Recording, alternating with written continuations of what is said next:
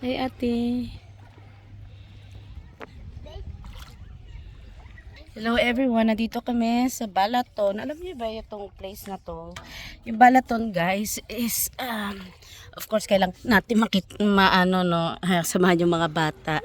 Pero kagandahan dito, kailangan mo talaga magpakalayo-layo para lang makuha mo yung pinakamalalim. Kasi dito kahit bata kaya maglangoy. Kasi nga mababaw lang talaga siya. Pero ang nakaka-amaze din kahit mag paddleboarding kayo or kaya mag-boat, still lulutang pa rin kayo kasi yung tubig hanggang tuhod ko lang. Tapos yan si ate okay siya kasi kaya niya yung sarili niya talaga. Take note, wala pa siyang proper swimming lesson but hindi siya scared talaga sa water. Mahilig talaga si Ate Sara sa tubig. So ayan o.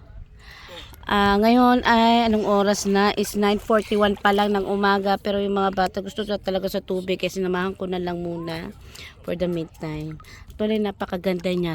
See that? How I wish malapit lang to sa the Netherlands. So yan.